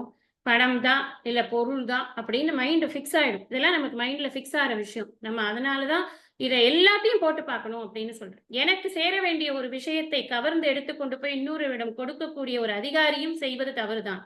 எல்லா விஷயத்தையும் போட்டு பார்த்தா நமக்கு அது புரியும். எப்படி புரியும் அப்படின்னு சொன்னா, பணக்காரரும் பணத்தை வைத்துக் கொண்டிருப்பவரும், இது இந்த இளன்னு சொன்னதுனால அடுத்தது இதை புரிஞ்சுக்கணும் நம்ம. யார் மாட்டும்ங்கிறது நாட் ஒன்லி ஃபார் வறுமையில் இருப்பவன், நல்ல அனுபவிக்கக்கூடிய ஒருவனாக இருந்தால் கூட அவனும் தான் இந்த தவறை செய்கிறான். எனக்கு ஒரு பதவி வேணும், எனக்கு இன்னொருத்தருக்கு அந்த பதவி போக போறது, நான் பைசா கொடுத்து அந்த பதவியை நான் வாங்கிக்கிறேன், செய்யலாமா? யார் மாட்டும் இதை செய்யறது ஒரு படிச்சவன் தான் செய்யறான். படிச்சுட்டு தானே அந்த பதவிக்கு போறேன். எனக்கு ஒரு பதவி வர வேண்டியிருக்கு, ப்ரமோஷன் வர வேண்டியிருக்கு, இல்ல நான் என்ட்ரி லெவல்லயே நான் காசு கொடுக்க வேண்டியிருக்கு. எத்தனையோ விஷயங்கள் இன்னைக்கு நாட்டுல என்னென்னலாம் நடக்கிறதோ அதெல்லாம் நீங்க ஹோம்ஒர்க் போட்டு பார்த்துக்கோங்க. நான் தான் நிறைய தடவை சொல்லியிருக்கேன், உங்களுக்கு ஹோம்ஒர்க்குக்கு இதுல பஞ்சமே கிடையாது. எல்லாம் போடலாம். நம்ம எங்கெங்க என்னென்ன தவறுகள் நடக்கிறது அவை அனைத்தையும் இதுக்குள்ள இந்த யார் மாட்டும்குள்ள கொண்டு உட்காத்தி வச்சா நமக்கு இது புரியும். இதுல இன்னொன்னு, அந்த யார் மாட்டும்க்கு இன்னொரு ஒரு அர்த்தம் என்ன அப்படின்னு சொன்னா, பொதுவா இந்த உயர்ந்த பதவியில் இருப்பவர்கள் அல்லது உயர்ந்த நிலையில் இருப்பவர்கள் தன்னை விட உயர்ந்த நிலையில் இருப்பவர்கள் கிட்ட எப்படி பொருளை பறிக்கிறாங்க அப்படின்னா, சைக்காலஜி எப்படி பறிக்கிறாங்கன்னா, வஞ்சனை பண்ணி சூது பண்ணி பறிச்சிருவாங்க. எப்படி அவங்களுக்கு வேணும் அதனால பறிச்சிருவாங்க. இப்போ ஒரு பெரிய இந்த இண்டஸ்ட்ரி அந்த இண்டஸ்ட்ரி, அந்த இண்டஸ்ட்ரியை நான் கேப்சர் பண்ணணும். எப்படி கேப்சர் பண்றது? நான் கேப்சர் பண்ணணும்னா அங்க இருக்கிற ஒரு 4 பீப்புளை எனக்கு ஆளா போட்டுக்கணும், எனக்கு தெரிஞ்சவனா வச்சுக்கணும். அப்ப அங்க இருக்கிற பிரச்சனையெல்லாம் எனக்கு தெரியணும். அந்த பிரச்சனைக்குள்ள நான் பூந்து இல்லாததும் பண்ணி அவனை போண்டியாக்கி நான் அந்த இதை எடுத்துக்கணும். கரெக்டா? அதுதான். இப்போ உயர்ந்தவர்கள் எப்படி கவருகிறார்களாம்? வஞ்சனை செய்து கவருகிறார்களாம். அதே தன்னை விட கீழே இருக்கான் ஒருத்தன், அந்த நம்ம கிட்ட சம்பளம் வாங்குற ஒருத்தர்கிட்ட இருக்கு, ஒரு பொருள் இருக்கு, நான் அது எனக்கு வேணும்னு வச்சுக்கோங்க, மிரட்டுவேன். இப்ப நீ கொடுக்கல உன்னை வேலையை விட்டே தூக்கிடுவேன். இப்போ பயந்து போய் கொடுப்பான். அப்போ இங்கேயும் பாருங்க, வர்க்க பேதம் என்பது இப்படி ஆட்டி படைக்கும். என்னை விட உயர்ந்தவனிடம் நான் வஞ்சனை செய்து அந்த பொருளை கவர நினைப்பேன், என்னை விட கீழாக இருப்பவனிடம் நான் மிரட்டியாக அந்த பொருளை வாங்க நினைப்பேன். பிரச்சனை என்னன்னா, எனக்கு அந்த பொருள் வேணும், at any cost I want it. அப்போ இதை நான் செய்யறேனே, இந்த சூழ்ச்சி பண்றேன், இந்த மிரட்டுறேன், இதெல்லாம் புத்தி இல்லாம பண்றேன்னா என்ன? அதனாலதான் கேட்கிற, இத்தனை பண்ண தெரியறது இல்ல உனக்கு, அக்கி அகன்ற அறிவு இருக்கு உனக்கு, என்ன பிரயோஜனத்துக்கு அந்த அறிவை நீ வளர்த்த அப்படின்னு கேட்கிறார் திருவள்ளுவர். அக்கி அப்படின்னு சொன்னா நுட்பமாக பல நூல்களை கற்று, எனக்கு சாணக்கிய நீதி தெரியும், எனக்கு விதுர நீதி தெரியும், என்ன பிரயோஜனம்? அதெல்லாம் தெரிஞ்சு வச்சுட்டு என்ன பண்றோம்? அடுத்தவனை வஞ்சனை செய்வதற்கும், அடுத்தவனை சூழ்ச்சி செய்வதற்கும், அடுத்தவனை மிரட்டுவதற்கும், அடுத்தவனை உருட்டுவதற்கும் அதை நீ உபயோகிப்பாய். அதற்காகவா உனக்கு இவ்வளவு அறிவு அப்படின்னு கேட்கிற. அக்கி, அவ்வளவு நுட்பமான அறிவினால் என்ன பயன்? வள்ளுவரே கல்வி அதிகாரத்தை சொல்றார் இல்லையா, கற்க கசடர கற்றவை கற்ற பின் நிற்க அதற்கு தர. இந்த குறளை நம்ம ஆன்மீகமான கல்விக்கும் இந்த குறள் அழகா பொருந்தும், லௌகீகமான கல்வி உலகியல் கல்விக்கும் இந்த குறள் அழகா பொருந்தும். இந்த கல்வி என்பது இந்த புஸ்தகம் மாத்திரம் இல்லை, இந்த புஸ்தகத்துல இருக்கிற பேஜ்ல ஒன்னொன்னா இருக்கிறதெல்லாம் படிச்சுட்டேன், நான் 100 பேஜஸ் படிச்சுட்டேன், 300 பேஜஸ் படிச்சுட்டேன், இல்ல கல்வி. இதுல இருக்கக்கூடிய விஷயங்கள் சுவாமிஜி அழகா சொல்லுவார், இது புஸ்தகத்துல இருந்தா பத்தாது, இது மஸ்தகத்துல இருக்கணும். மஸ்தகம்னா நம்ம தலை, இந்த தலைக்குள்ள உட்கார்ந்துக்கணும், எல்லா கருத்தும் இதுக்குள்ள போகணும். அதுக்காக தான் உட்கார்ந்து பொறுமையா படிக்கிறது. இந்த படிச்சாதான் அது அறிவாக மாறுகிறது. அக்கி நுண்மையான அறிவாக அது மாற வேண்டும் என்றால் கல்வி நமக்கு நம்மயமாக வேண்டும். அப்படி ஆயிடுத்து அப்படின்னு சொன்னா அந்த கல்வியை வைத்துக்கொண்டு, அந்த அறிவை வைத்துக்கொண்டு நான் ஒரு தவறு செய்வதற்கு எனக்கு அனுமதியே கிடையாது. அறிவினால் ஆவது உண்டோ, அந்த அழகான குறள், அறிவினால் ஆவது உண்டோ, பிரிதின் நோய் தன்னோய் போல் போற்றா கடை. எப்ப அடுத்தவனுடைய கஷ்டத்தை உன் கஷ்டம் மாதிரி பார்க்க முடியலன்னா உனக்கு அறிவு இருந்துதான் என்னப்பா பிரயோஜனம் அப்படின்னு கேட்கிறார். வள்ளுவர் கேட்கக்கூடிய ஒவ்வொரு கேள்வியும் நாம என்ன பண்ணணும்னா, நமக்கு நல்லா உள்ள போகணும் அப்படின்னு சொன்னா கண்ணாடி முன்னாடி நின்று கேட்டு கேட்டு பார்த்துக்கணும். நம்ம நினைக்க வேண்டாம் நமக்கெல்லாம் இது வரவே வராது, நான்லாம் சுத்த சிரோன்மணி அப்படின்னு கிடையவே கிடையாது. யார் வேணா எப்ப வேணா, அதான் நான் சொன்னேன், எப்ப வேணா யார் வேணா சறுக்க முடியும். வாழ்க்கையில் எந்த சூழ்நிலையில் வேண்டுமானாலும் நாம் ஒரு மயக்கத்தில் ஒரு தவறுகள் செய்வதற்கு நமக்கு ஏற்படும். அப்போ நமக்கு என்ன வரணும் அப்படின்னா, இந்த அறிவு நமக்கு அப்ப பிரயோஜனப்படும். இந்த அறிவு என்பது அப்ப பிரயோஜனப்படலைன்னா என்ன பயன்? அதான் கேட்கிறாரு. நீ எப்ப தவறு செய்வாய்? உன்னுடைய அறியாமையினால் தவறு செய்வாய். நீயோ படித்தவன், உனக்கு நுட்பமான அறிவு இருக்கிறது, உனக்கு அகன்ற அறிவு இருக்கு. பல பல நூல்களை நீ கற்றிருக்கிறாய். நீ நீதி நூல் கற்றிருக்கிறாய், ஆத்திச்சூடி கற்றிருக்கிறாய், கொன்றை வேந்தன் கற்றிருக்கிறாய், ஔவையார் சொன்னதெல்லாம் உனக்கு தெரியும், பாரதியார் சொன்னதெல்லாம் உனக்கு தெரியும்.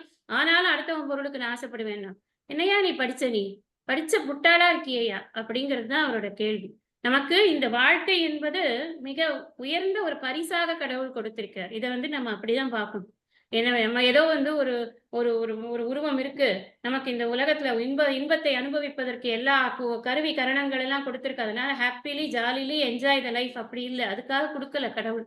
இந்த உலகத்தை தான் படைத்த இந்த அழகான உலகத்துல நமக்கு பல விஷயங்களையும் அறிந்து கொள்வதற்கான ஒரு அறிவையும் சேர்த்து கொடுத்திருக்கிறார். அந்த நுட்பமான அந்த அறிவை வைத்துக்கொண்டு நாம் யார் என்பதை அறிவதற்கான ஒரு திறமையையும் நமக்கு கொடுத்திருக்கிறார். எத்தனையோ விஷயங்களை நம்மளுக்கு திறமையா செய்யறதுக்கு கொடுத்திருக்கிறார். எல்லாத்துக்கும் மேல நான் யாருன்னு அறியறதுக்கான திறமையும் கொடுத்திருக்கிறார். இந்த திறமையெல்லாம் கொடுக்கப்பட்டு இந்த அறிவெல்லாம் எதற்கு யூஸ் பண்ணாம, மெய்யறிவை பெறுவதற்கு யூஸ் பண்ணாம, நான் என்னுடைய அறிவை வீணாக்குவது எதற்கு அப்படிங்கிறது தான் இங்கே வள்ளுவருடைய ஆதங்கமாக இருக்கிறது. நம்ம அக்கி அகன்ற அறிவு எண்ணம். நம்ம ஒரு வார்த்தையில நம்ம சொல்லணும், அறிவு இருக்கா உனக்கு அப்படின்னு கேட்கிறோம் இல்லையா? நிறைய பேரை நம்ம கேட்டிருக்கோம். நம்ம குழந்தைகள்லாம் தப்பு பண்ணிக்கலாம், அறிவே இல்லையா உனக்கு அப்படின்னு. அதுதான் வள்ளுவர் நம்ம கிட்ட பார்த்து கேட்க. அக்கி அகன்ற அறிவுனால என்ன பிரயோஜனம் உனக்கு? நுண்மான் நுழைப்புலம் அப்படின்னு சொல்ற. பின்னாடி ஒரு இடத்துல அறிவினுடைய தன்மையை பற்றி வள்ளுவரே சொல்வார். அறிவு என்பது எப்படி இருக்க வேண்டும்?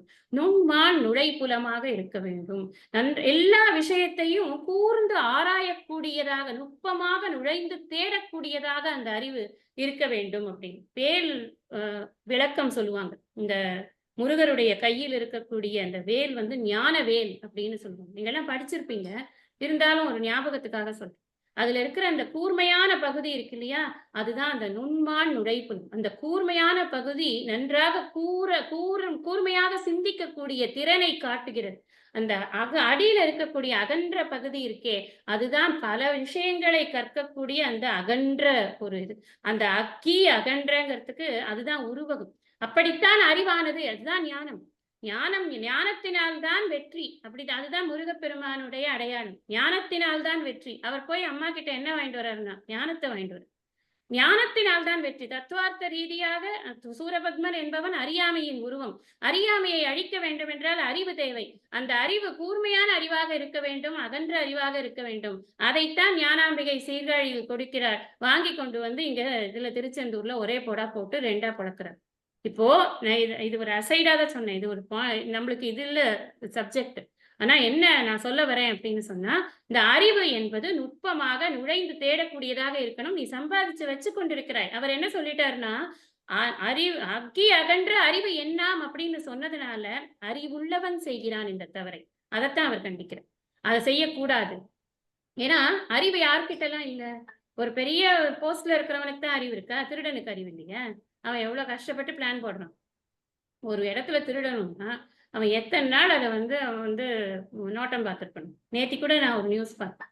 ஒரு சிசிடிவி கேமரா சிசிடிவி கேமரா இருக்குன்னு தெரிஞ்சதுனால திருடாம போனாங்களாம். பாவம், நிறைய பிளான் எல்லாம் போட்டுட்டு கடைசியில சிசிடிவி கேமரால மாட்டிக்கிட்டாங்க. இப்ப எவ்வளவு நாள் நோட்டம் பார்த்து திருடுறதுக்கு அதுக்கெல்லாம் புத்தி வேண்டாமா? நிறைய புத்தி. அறிவுங்கிறது எப்பவுமே நல்ல காரியத்துக்கு உபயோகப்படுத்தும் பொழுதுதான் அறிவுக்கு மேன்மை. அதே அறிவு தான் கெட்ட காரியத்துக்கும் உபயோகம் ஆறுது. அந்த கெட்ட காரியத்துக்கு உபயோகம் ஆகக்கூடிய அறிவினால என்ன பிரயோஜனம் இருக்கு? அந்த பிரயோஜனம் கிடையாது அப்படிங்கிறது தான் அழகா இலங்கை ஜெயராஜ் ஐயா சொல்வார். ஒரு மேடை பேச்சாளனுடைய கருத்தை எடுத்து இன்னொரு மேடை பேச்சாளன் தன் கருத்து போல சொல்வது கூட அறிவு திருட்டு தான். உண்மைதானே? நம்ம ஒரு கஷ்டப்பட்டு ஒரு விஷயத்தை யோசிச்சு நம்ம பல புஸ்தகங்களை எல்லாம் படிச்சு அங்க சொன்னது இங்க சொன்னது எல்லாத்தையும் எடுத்து தேர்ந்து வச்சு ஒரு மேடையில சொன்னாக்க, அவர் சொன்னாருன்னு சொல்லி கிரெடிட்ஸை கொடுத்துட்டு சொன்னா கூட பரவாயில்ல, அது கூட சொல்ல மாட்டாங்க. அவங்க சொந்த கருத்து மாதிரி அடிச்சு விடுவாங்க. நல்லதுதான், நிறைய பேருக்கு போறது அப்படின்னு இருந்தா கூட இப்ப நிறைய இந்த மாதிரியான அறிவு திருட்டுகள்லாம் நடக்கிறது. அறிவுள்ளவர்கள் செய்யக்கூடிய திருட்டு என்பது மிக ஆழமான அகன்ற திருட்டாக உண்மையிலேயே இருக்கிறது அப்படின்னு பாக்குறோம். அடுத்த குரட்பாக அக்கி அருள் வெக்கி ஆற்றின் கண் நின்றான் பொருள் வெக்கி பொல்லாத சூழக்கெடும். இது ரொம்ப மேலோட்டமான ஒரு இதுவாக தோன்றும், ரொம்ப ஈஸியா இருக்கிற மாதிரி இந்த குறள் தோன்றும். ஆனா மிக மிக ஆழமான குறட்பாவாக இதை வைத்திருக்கிறார் திருவள்ளுவர். அருள் வெக்கி ஆற்றின்கண் நின்றான் பொருள் வெக்கி பொல்லாத சூழக் கெடும் அப்படின்னு இதுக்கு அன்வயம் கொண்டு கூட்டி பொருள் தெரிந்து கொள்ள வேண்டிய முறை. அருள் வெக்கி ஆற்றின் கண், அருள் அப்படின்னா அருளாகிய அறத்தை வெக்கி விரும்பி ஆற்றின் கண் நின்றான். ஆறுனா வழி அப்படின்னு ஒரு அர்த்தம் இருக்கு. அதன் வாயிலாக உள்ள, அதன் வழியாக உள்ள இல்லற நெறியில் நிற்கின்றவன் பொருள் வெக்கி பொல்லாத சூழ கெடும். அப்படி இருக்கக்கூடியவன் பிறருடைய பொருளை விரும்பி அதற்குரிய வஞ்சக சூழ்ச்சியான செயல்களை செய்தான் என்றால் அவன் அழிந்துதான் போவான் அப்படிங்கிற. இதுக்கும் முதல் குறளுக்கும் நிறைய ஒப்புமை இருக்கு. இங்க என்ன ஒரு டிஃபரன்ஸ் அப்படின்னு சொன்னா, இந்த இல்லறத்தானுடைய ஒரு தன்மையை அவர் அழகா விவரிக்கிறார். இல்லறத்தான் எப்பொழுதுமே இல்லறத்தானாகவே இருக்க போவது இல்லை. நம்முடைய தர்மத்துல ஒரு இல்லறத்தான் அதற்கு பிறகு அவன் ஓய்வு பெற்றதற்கு பிறகு துறவரவியலை அவன் ஓய்வு பெறும் பொழுது அவன் துறவரத்திற்கு தன்னை தயார் செய்து கொண்டு அப்புறம் துறவரம் பூண்டு வீடு பெற்றே அடைவான். இதுதான் இந்த ஜீவனுடைய டிராவல். இது போட்டு கொடுத்தாச்சு இந்த பாதை. இந்த பாதையில எந்த மாற்றமும் இல்லை. இது வேதம் வகுத்த பாதை. இதை நம்ம முதல் கிளாஸ்ல இருந்து பார்த்து கொண்டிருக்கிறோம். புருஷார்த்த லட்சணம், மனிதனுடைய குறிக்கோள் என்ன அப்படிங்கிறது. இந்த குறிக்கோள்ல வள்ளுவர் விலகிறதே கிடையாது. ஏன்னா இங்க இடத்துல அருள் வெக்கி ஆற்றின் கண் நின்றான் அப்படின்னு சொல்றார். இந்த ஆற்றின் கண் நின்றான் அப்படின்னா அந்த வழியில் அவன் நிலையாக நிற்கின்றான் அல்லது நிலையாக பயணம் செய்கின்றான். இங்க இல்லறத்துல அவன் எப்படி பயணம் செய்யும்? இல்லறம் என்பது எதற்காக? இல்லறம் என்பது அறநெறிகளை கடைபிடிப்பதற்கான ஒரு இடம். நம்ம தாம்பத்தியம் அப்படிங்கிறத எதுக்காக? தர்மமான ஒரு வாழ்க்கையை வாழ்வது. நம்ம இல் வாழ்க்கையில நிறைய பார்த்தோம். அன்பும் அறனும் உடைத்தாயின் இல்வாழ்க்கை பண்பும் பயனும் அது அப்படின்னு. அன்போடு கூடிய துணையோடு அன்பை பரிமாறக்கூடிய, அன்பை அடிப்படையாக கொண்ட ஒரு துணையோடு கூடி அவன் அறச்செயல்களை, புண்ணிய செயல்களை, நற்செயல்களை முறையாக செய்தான் என்றால் அந்த அன்பு என்ற பண்பானது அறம் என்ற பயனை அந்த இல்லறத்திற்கு தரும். புண்ணியம் என்ற பயனை தரும். அந்த புண்ணியம் என்பது அவனை அடுத்த ஒரு நிலைக்கு இட்டு செல்லும் அப்படிங்கிறத அங்கேயும் பார்த்தோம். திருப்ப உங்களுக்கு ஞாபகப்படுத்துறேன். மறுபடியும் இதை நம்ம ஞாபகம் 5வது குறள் மறக்கவே கூடாது. ஏன்னா இல் வாழ்க்கையுடைய ஒரு இது என்ன, அடித்தளம் என்னன்னா இந்த குறள் தான். அன்பும் அறனும் உடைத்தாயின், அது இல்லைன்னா அடி ஆட்டம் கண்டு போயிடும். அவ்வளவுதான். இந்த பேஸ்மெண்ட் போயிடுத்துன்னா பில்டிங்கை வச்சுட்டு என்ன பண்றது? தொப்புன்னு கீழே விழுந்துரும். அன்பும் அறனும் தான் முக்கியம். அப்ப அன்பு என்பது, அதுல அன்புதான் முக்கியம். அப்ப இல்லறத்தானுடைய முக்கிய பண்பு என்ன? அன்பு. இந்த அன்புதான் அவர் விரிக்கிறார். அன்புடைமை, விருந்தோம்பல், செய்நன்றி அறிதல், நடுவு நிலைமை, இப்படி அடக்கமுடைமை, ஒழுக்கமுடைமைங்கிறதெல்லாம் எங்கேருந்து விரியறதுன்னா இந்த அன்புல இருந்துதான் விரியறது. நீங்க நல்லா பாத்தீங்கன்னா தெரியும். இல்லறத்தானுக்கு அன்புதான் அடிப்படை. அன்பை வைத்துக் கொண்டுதான் அவன் அன்பு தன்னிடம், தன்னுடைய துணையிடம், தன்னுடைய மக்களிடம், தன்னுடைய குடும்பத்திடம், தன்னுடைய உற்றாரிடம், தன்னுடைய சுற்றாரிடம், தன்னுடைய சமூகத்திடம், தன்னுடைய நாட்டிடம், இப்படி அவன் மொத்தமா இந்த அன்பை விரிச்சு விரிச்சு விரிச்சு விரிச்சு துறவரவியலுக்கு போகும்போது இது என்ன ஆகும் தெரியுமா? அருளாக மாறி பிரபஞ்சமே அந்த அன்பு வரைக்குள் விடும். உண்மை அது. ஒரு துறவியின் அன்பு என்பது எல்லையடங்காத அன்பாக இருக்கும். அதனாலதான் இந்த துறவிகள்லாம் வரும்பொழுது நமக்கு ஒரு பர்டிகுலர் டிஸ்டன்ஸ்லயே நமக்கு ஒரு சிலிர்ப்பு ஏற்படும். நம்ம ஒரு குளுமை ஏற்படும். எதனாலன்னா அந்த ஆறா அவ்வளவு பெருசா இருக்கும். இது உண்மை. நான் இதை இதுவா சொல்லல. இது ஏதோ ஒரு மேஜிக் அப்படிலாம் சொல்லல. இது ஒரு மேஜிக்கே கிடையாது. ஏனென்றால் மனசு அவ்வளவு சுத்தம். எல்லாரும் நல்லா இருக்கணும், எல்லாரும் நல்லா இருக்கணும், எல்லாரும் நல்லா இருக்கணும். நினைச்சு பார்த்துட்டே இருங்களேன். அந்த எல்லாருங்கிறது விரிய விரிய விரிய விரிய நம்ம கை இந்த அளவுக்கு இருக்குன்னா அந்த அளவுக்கு அந்த ஆறா இருக்குமா. எவ்வளவு தூரம் நம்மளோட மனசு விரியறதோ அவ்வளவு தூரத்துக்கு அந்த ஆறா விரிஞ்சு கொண்டே இருக்குமா. இது உண்மை. சயின்டிபிக்காவும் ஆறா ஸ்டடீஸ்ல எல்லாமும் சொல்லியிருக்காங்க. அப்போ அருள் என்பது என்ன அப்படின்னா எல்லாரையும் உள்ள இழுத்து கொள்ளக்கூடிய தன்மை. எல்லாரும் நல்லா இருக்கணும். அது யாரால பண்ண முடியும்? அது துறவியால தான் பண்ண முடியும். துறவரவியலுக்கு தயாராகி கொண்டிருக்கக்கூடிய அங்கதான். அதனாலதான் அங்க அருளுடைமை சொல்லியிருக்க. துறவிக்கு வேண்டியது அருளுடைமை, இல்லறத்தானுக்கு வேண்டியது அன்புடைமை.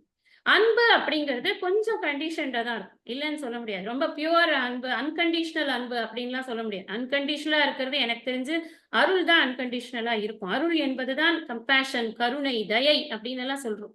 அன்புங்கிறது கொஞ்சம் கொடுக்கல் வாங்கலோட தான் இருக்கும். ஆனா பரவால்ல. அப்படித்தான் ஆரம்பிக்கணும். அந்த அன்பு தான் பின்னாடி அன்கண்டிஷனலா மாறி அதுக்கப்புறம் சகல வசுதைவ குடும்பகம் அப்படின்னு சொல்லக்கூடிய அந்த ஒரு நிலைக்கு நம்முடைய மனதை விரிவுபடுத்துறது எது அப்படின்னா, இங்கேருந்து ஆரம்பிக்கிற இந்த அன்பு தான்.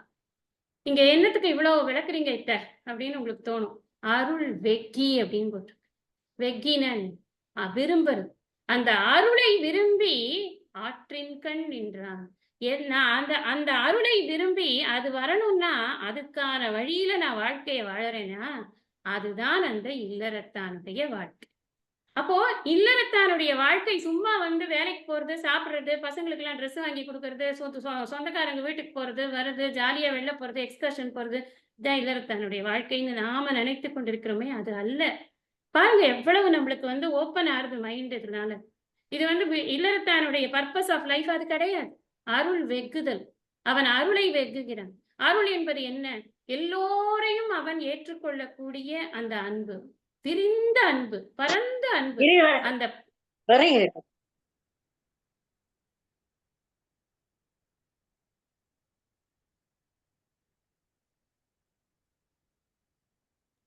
கீதா மீரா.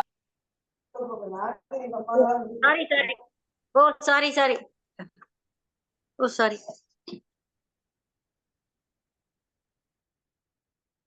அந்த பரந்த அன்பை நோக்கித்தான் அவனுடைய வாழ்க்கையானது போகணும். அதுதான் அருள் வெக்கி ஆற்றின் கண் நின்றான் அப்படின்னு அவனை வந்து அவனை ஒசத்தி வைக்கிறாரு. ஏன்னா முன்னாடி என்ன சொல்றாரு அவரு? அவனுக்கு புன்மையில் காட்சியவர்னு சொன்னதுல இருந்தே நம்ம உஷாராயிருக்கணும்.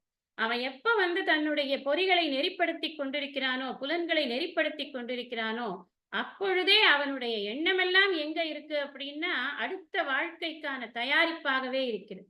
அப்போ நம்ம எப்பவுமே வந்து திடீர்னு ஒரு விஷயத்த பண்ண முடியாது. சடனா நீ வந்து நாளையில இருந்து நீங்க சன்னியாசி ஆயிடுங்க அப்படின்னா யாராவது ஆக முடியுமா? இல்லையே, எனக்கு அது இருக்கே, இது இருக்கே, அந்த வேலை இருக்கே, இந்த வேலை இருக்கே, எனக்கு அவனுக்கு பண்ணணுமே, இவனுக்கு பண்ணணுமே, எவ்வளவோ விஷயங்கள் நம்ம மனசுல ஓடும். கொஞ்சம் கொஞ்சமா தயாரா ஸ்லோவா அந்த பற்றுகளை விட்டு விட்டு விட்டு இத பற்றுகளை விடுவது என்பது மற்ற இந்த பற்றை விடுறதுங்கிறத விட இதை நம்ம வந்து எக்ஸ்பேண்ட் பண்ணிக்கிறோம் அப்படின்னு தான் சொல்லணும்.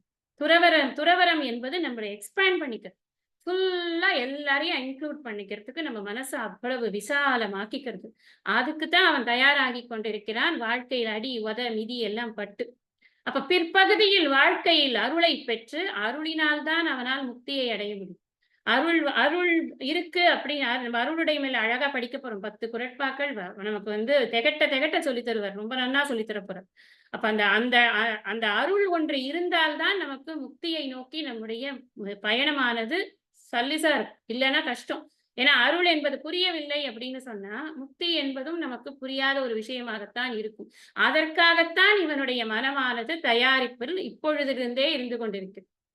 ஏன்னா அங்கதான் அபயம் அப்படின்னு ஒரு குணத்தை சொல்லுவார். எல்லாருக்கும் அபயம் கொடுக்கிறார். யாரு? துறவியானி. அப்ப துறவி எல்லாருக்கும் அபயம் கொடுக்கறனா பயம் இல்லாம இருப்பா. நான் என்னால உனக்கு பிரச்சனை வராது அப்படின்னு. இல்லறத்தானால கொடுக்க முடியுமா? இல்லறத்தான் எல்லோரையும் நேசிக்க கற்றுக்கொண்டு அங்கு சென்று அவன் அபயத்தை கொடுக்க முடியும். அதான் ப்ராசஸ்.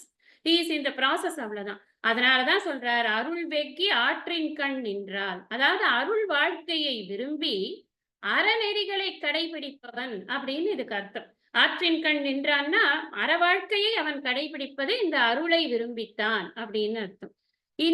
இப்படி இருக்கக்கூடியவன் பிறருடைய பொருளுக்கு ஆசைப்பட்டான்னா என்ன ஆகும்? பிறவி காலியல். ஏன்னா பொருள் வெக்கி பொல்லாத சூழக்கெடும். பொல்லாத சூழன பொருளை அவன் ஆசைப்படுறான். பொருளை ஆசைப்படும் போது என்ன பண்ணுவான்? இல்ல அதை கெட்டதெல்லாம் பண்ணணும்னு நினைப்பான். அந்த கெட்டதெல்லாம் பண்ணினா அப்படின்னு சொன்னா முதலையே சொல்லிட்டார், குடி பொன்றி குற்றமும் அங்கே தரும். அப்ப நமக்கு என்ன ஆகும்? தன்னுடைய குடியும் கெடும், தன்னுடைய பிறவியும் சேர்ந்தே கெடும். அதனால பிறவி தான் பெற்ற இந்த மனித பிறவியை இழப்பதற்கு யாராவது தயாரா இருப்பாங்களா? நிச்சயமாக ஒரு அறிவுள்ளவன் இருக்க மாட்டான். அதனாலதான் முன்னாடி குரல்ல கேட்டார், உனக்கு அக்கி அகன்ற அறிவு என்னாம் என்னத்துக்காக இந்த தப்பு பண்ற? ஏன்னா உன் மனித பிறவி போயிடுமேப்பா, நீ வேஸ்ட் பண்ணிடுவியே, இவ்வளவு பெரிய சான்ஸ் கொடுத்திருக்கார் பகவான், அது போயிடுமே உனக்கு அப்படின்னு. இப்போ இங்க என்ன புரிஞ்சுக்கிறோம் அப்படின்னா, அருள் வாழ்க்கையை விரும்பி ஒருவன் அறநெறியில் இருக்கிறான். அவன் பிறருடைய பொருளுக்கு ஆசைப்பட்டான், அதை கவர வேண்டும் என்று ஆசைப்பட்டால் அவனுக்கு பல வகையான துன்பங்களானது ஏற்படும். அதனால இந்த வெட்காமை அப்படிங்கிறத நாம கடைபிடித்துத்தான் ஆக வேண்டும் அப்படின்னு. மனித பிறவியில மட்டும்தான் இந்த இன்ப துன்பங்களை கடந்து நாம் இந்த பிறவா நிலை அப்படிங்கிறத உணர முடியும். வேற எந்த பிறவியிலும் இதுக்கான வாய்ப்பு கிடையாது. நம்ம இதுல மாணிக்கவாசகரோட ஒரு பாட்டுல கூட வரும், பூமியில போய் பிறக்காம நாங்க இங்க தேவர்களாக இருக்கோமே அப்படின்னு தேவர்கள் எல்லாம் ரொம்ப வருத்தப்படுவாராம். திருவெம்பாவையில சொல்றோம், நம்ம பூமியில போய் பிறந்தா தானே நாம இந்த முக்தியை அனுபவிக்க முடியும். என்னதான் தேவராக இருந்தாலும் பவர்ஸ் தான் கொடுக்குறாங்க, அங்க வேற ஒண்ணு முக்தி எல்லாம் கிடையாது. அப்ப நமக்கு மனித பிறவிங்கிறது அவ்வளவு முக்கியமானதாக இருக்கிறது. இந்த இடத்துல சூழ கெடும் அப்படின்னு போட்டிருக்கு. சூழ அப்படின்னா பொல்லாத அப்படின்னு இருக்கு. பொல்லாதங்கிறது வஞ்சனை, சூழங்கிறது சூழ்ச்சி. அதாவது வஞ்சனையாலும் சூழ்ச்சியாலும் அடுத்தவருடைய பொருளை நீ கவர விரும்பினால் நீ உன்னுடைய அறத்திலிருந்து வழுவினவனாக ஆவாய். அதனால என்ன ஆகும்னா, கெடுங்கிறது ஒண்ணு மட்டும் கெடாதுப்பா, இந்த இல்லற வாழ்க்கை மட்டும் கெடாது. நீ துறவுக்கு செல்வாய், செல்ல வேண்டும் என்ற எண்ணம் கொண்டிருந்தால், அல்லது அகத்துறவை போட வேண்டும் என்ற எண்ணம் கொண்டிருந்தால் அதுவும் கூட கெட்டுப்போ. நீ ஒருவேளை நீ ஒழுங்கா வாழ்ந்தியானா உனக்கு மிகப்பெரிய மற்ற இன்பம் காத்திருக்கிறது, பிரம்மானந்தமே காத்திருக்கிறது. நீ என்ன பண்ற? இந்த சிற்றின்பத்துக்கு ஆசைப்படு. நீயோ அறவழியில வாழ்கிறாய். உன்னுடைய எண்ணமோ அருளை பெற வேண்டும் என்ற எண்ணத்தில் தான் நீ இருக்கிறாய். அந்த அருளை நீ விரும்புகிறாய். ஆனால் நீ செய்யும் காரியம் எப்படி இருக்கிறது? நீ அடுத்தவனுடைய பொருளை கவர வேண்டும் என்று நினைக்கிறாய். அந்த எண்ணத்தினால் உனக்கு உன்னுடைய இல்வாழ்க்கையும் கெடும். நீ எண்ணிக்கொண்டிருக்கிறாயே துறவரம் பெற்று அருளை பெறலாம் என்று, அதுவும் கெட்டுப்போம்.